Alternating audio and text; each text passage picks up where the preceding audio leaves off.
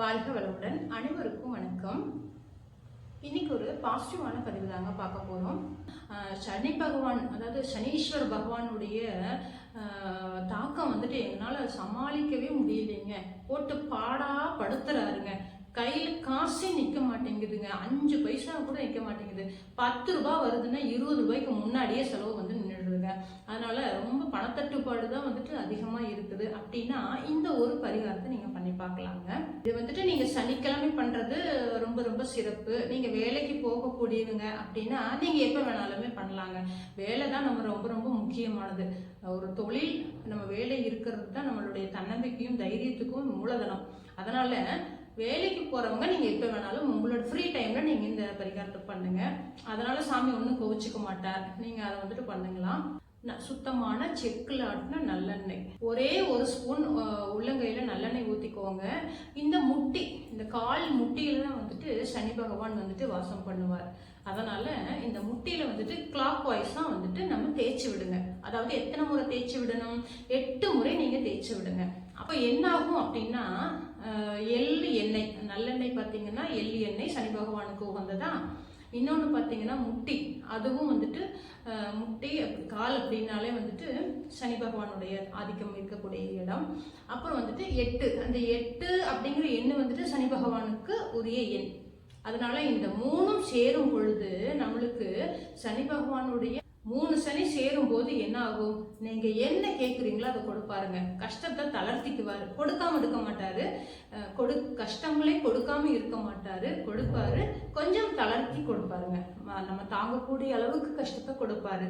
அதனால இந்த மாதிரி பண்ணி பாருங்க. நீங்க வேலை முடிச்சுட்டு சாயங்காலம் கூட நீங்க பண்ணலாம். வேலைக்கு போறவங்க அப்படின்னா நீங்க சனிக்கிழமையே சாயங்காலம் கூட நீங்க பண்ணலாம். ஒரே 1 ஸ்பூன் நல்லெண்ணெய் மட்டும்தான் எடுத்துக்கோங்க. முட்டியில கிளாக் வைஸ்ல வந்துட்டு 8 முறை தேய்ச்சி விடுங்க. 8 முறை தேய்ச்சி விடுங்க. அது மட்டுமே போதும். வேற எந்த ஒரு பரிகாரமே கிடையாதுங்க. அவரை வந்துட்டு குளுமைப்படுத்துறதுக்கு இதை விட வேற என்ன வேணும்?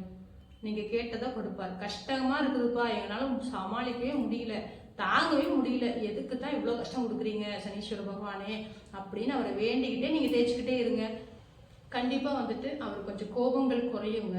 அவர் வந்துட்டு ரொம்ப ரொம்ப நல்லவர். இருக்கிற கிரகங்கள்லயே பார்த்தீங்கன்னா சனீஸ்வர பகவான் தான் ரொம்ப நேர்மையான கிரகம், நல்லவரும் கூட, ரொம்ப ரொம்ப நல்லவரும் கூட. நம்மளை ஒரு நேர்மையான ஒரு நல் மனிதனா உருவாக்குறதுக்காகத்தான் அவரு இத்தனை கஷ்டங்களையும் துன்பங்களையும் நம்மளுக்கு கொடுக்குறாரு. நீ இந்த வழியில போகாத, இது தப்பு, இந்த வழியில போனா நீ அடிபடுவ அப்படின்னு தெரிஞ்சு உங்களை அந்த வழியில அனுப்புவார். நீ அடிபட்டு திருந்தி வா. அப்பதான் வந்துட்டு நான் சொல்லி எந்த கடவுள் சொன்னாலும் நீ கேட்க மாட்டேன். நீ அதே வழியில போ. அடிபட்டு திருந்தும் போது அதுல அனுபவம் கிடைக்கும். திரும்ப நம்ம பண்ண மாட்டோம். அதுதான் அவர் வந்துட்டு உணர்த்தக்கூடியது நம்மளுக்கு. அதனால சனீஸ்வர பகவான் வந்துட்டு திட்டாதீங்க. நீங்க ஒரு சின்ன வியாபாரியா இருக்கீங்க அப்படின்னா இன்னைக்கு எப்பவுமே வந்துட்டு 500 ரூபாய் சேல்ஸ் ஆகுங்க. இன்னைக்கு என்னன்னே தெரியல, ரொம்ப ரொம்ப கஷ்டமா இருக்குது, 100 ரூபாய் கூட ஆக மாட்டேங்குது அப்படின்னீங்கன்னா நைட்டு வந்து இந்த ஒரு மெத்தடை ஃபாலோ பண்ணி பாருங்க. காலையிலே அடுத்த நாளே பார்த்தீங்கன்னா அவங்களுக்கு 100 ரூபாய் கூட ஆகாம இருந்த இடத்துல 500 ரூபாய் வருமானத்தை கொடுப்பாருங்க. பண தேவை அவசரமா இருக்குதுன்னா சனீஸ்வர பகவானுக்கு இந்த மாதிரி வழிபாடு பண்ணி பார்க்கலாம். அதே போல நீங்க பணம் வரணும் அப்படின்னு அடுத்தவங்களுடைய பணத்தை அடிச்சு பிடுங்கணும், வட்டி அதிகமா வாங்கணும், இந்த மாதிரி பண தேவைகளை கண்டிப்பா அவர் வந்துட்டு ஒத்துக்கவே மாட்டார். இந்த மாதிரி தீய செயல்களுக்கெல்லாம் வந்துட்டு எக்காரணத்தை கொண்டும் சனி பகவானை வேண்டிடாதீங்க. அது வந்துட்டு இன்னும் மென்மேலும் நம்மளுக்கு கஷ்டங்களை தான் கொடுப்பாரு.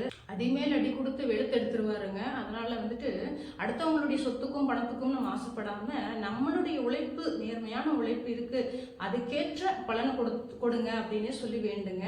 நிச்சயமா பலன் கொடுத்தே தீருவாருங்க.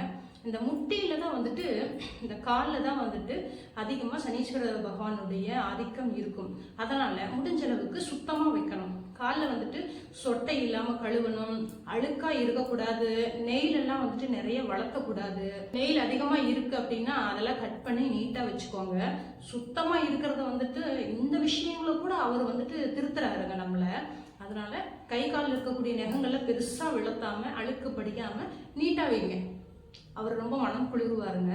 அதே போல பெரிய பெரிய தொழிலதிபர்கள், அப்புறம் வந்துட்டு பணக்காரங்க எல்லாமே வந்துட்டு அவங்கள கவனிங்க. அவங்க என்னென்னலாம் வந்துட்டு நல்ல ஒரு நிறைய ஒரு திட்டங்கள் எல்லாம் நிறைய வச்சிருப்பாங்க.